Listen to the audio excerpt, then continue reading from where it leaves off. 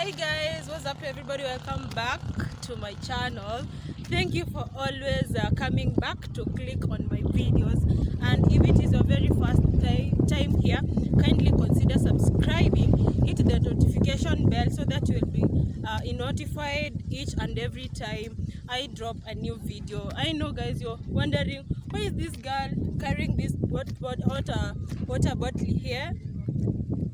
Don't ask questions no more, because I'm at the most dry place here in Kenya, in the history of Kenya, and that is called Machakos. Despite that it is cold, it is the most developed county in Kenya. And before we go much into details, I've got some people asking me, is Machakos really dry or it is a myth? So I'm here live at Machakos to show you what is currently going on and how things are being carried out here at Machakos. So you can see the background, and I want us to talk on 1, 2, 3 things that really qualify or verify Machakos to be the most dry county in Kenya.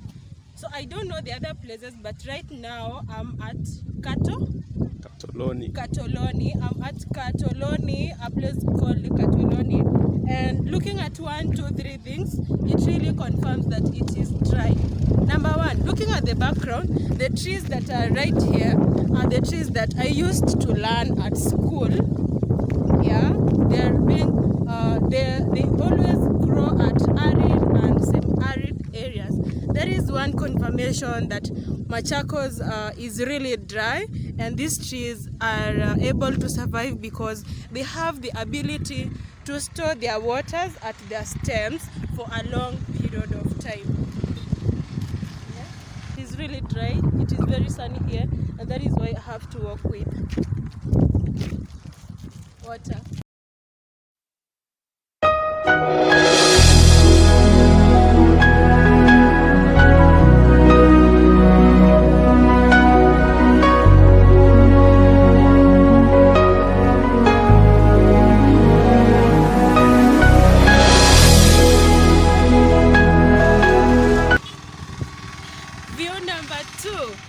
The grass right here, it is not green.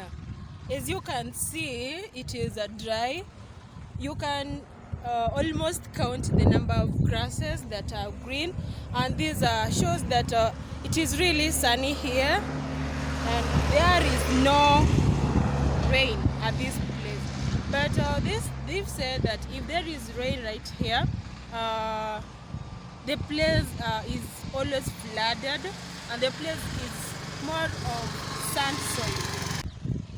Number 3, guys, we are so much advantaged to have seen these pipes. Yes, these are the main sources of water that they usually use. So they have they have drilled holes at a certain point where they use these pipes to connect to homes, and they're very lucky that no place is lacking water right now because of this type of piping in this area. So we have someone here who is a resident at this place. Yes, I'm Jerry Mark. In fact, water is the major problem we are facing here.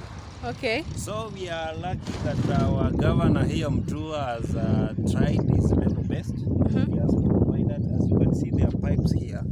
He just drilled some water here at the Katoloni, and we are having some water in the next 2 months coming. Okay. Yes, he brought some pipes here, and they are trying to connect it so that they reach Katoloni, and up to town, people will be having some plenty of water. Okay. So as I said earlier, it's the major problem, and that is what the guy has done. We are happy. At least now we are going to have some water. Okay. Bathing will not be a problem, and cooking will not be another problem. Our mamas will be having some plenty of water without going and looking for water at far places. Thank you. Apart from any other problem, apart from water, do you have any other problem that maybe you're facing? How do you obtain your main type of food here? Yeah. Yeah, here, as you can see, the place is very dry. So most of the time, people are not, they don't do these, we call these crops for food. So most of the time we buy. And it rains here only on, let's say, that is December and January. That is when people plant. And you've seen that maize which is being planted is for commercial purposes. Sometimes it is, they can be planted, and maybe this climate also changes. Okay. So we may not have that much of it. So most of the time we buy food, which has been brought up from some other places where there is rain, like Kisii and other Eldoret places. So we are being provided with food. So most of the time we buy. So how can you talk about the cost of living generally, considering that the fact that the county is so dry? Okay, the cost of living is another burden for us. Okay. Because when most of the people here live in apartments which are being rented, and so if you calculate, we buy food. Where you live, you have to pay for it, and the other things. If maybe you send some, you have kids, they have to go to school, so we must toil in order to put the food on the table. And in fact, it's very hard here, but we are trying. Our government is trying its level best to provide us with wherever they are able, so we can't complain much. Okay. So you're a student? Yes, I am. You are? Can you talk about, do we have any other business ideas that students can engage in? Because when you look at the place, it is so dry. Even thinking of what you can establish is a very big problem. So do you have maybe students who are engaging themselves in different things like work study program? Yes, they are. And that is the very important question. And in fact, if you can ask me, this is a better place for business. It is business oriented. So that is one of the advantages we are having here as a place. It is business oriented. So as students, we have set aside some business. In fact, with let's say 20,000, you can start any business, however small it is, and it has to progress, because here you can even start. Let's open maybe a kinyozi. Some of them have done that. That is a barber shop, and other even you can you can start looking at our environment. We buy even kales, we buy them. So you can start even the business of selling those vegetables, and it is very influential because people have to buy. So apart from maybe kales or vegetables, any other business ideas that any student should do? Like students, most of the students here have started a cyber cafe. That is another good business. Some have opened even some, there is M-Pesa. Yes, M-Pesa is another good business. You can even open a small kiosk because people have to buy. You can even start cooking some food and deliver them. So that is another business. As I said earlier, this place is business oriented.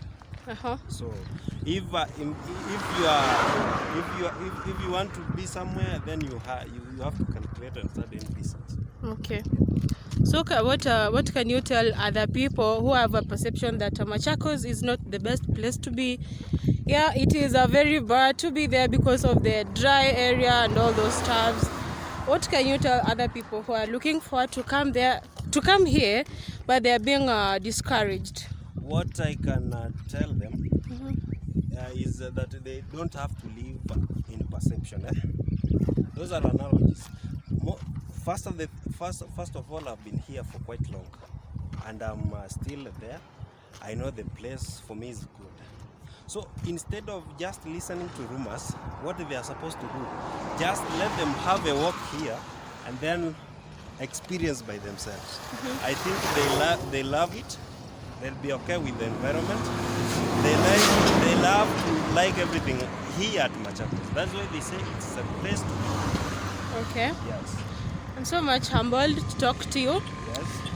Thank you for sharing your mind. Yes. Welcome. You are welcome. It has been a pleasure. Where you go, tell other guys to visit here, and they'll have to enjoy. Please, guys, visit our Machakos. It is the best place ever to be. Welcome all. Welcome all. Thank you. Thank you guys for watching this video. You've heard that our Machakos is dry, but the perception can be different if you have a positive attitude towards a place. Make sure that before you have a certain attitude about a certain place, you visit the place and make sure that you confirm by yourself. It may be dry, but opportunities here are plenty. So make sure you visit the place and make sure that you exploit all the opportunities. It is a very place to be. Yeah, welcome to Machakos, and I hope you're gonna enjoy your stay right here. Bye, subscribe until another video. Bye, I love you.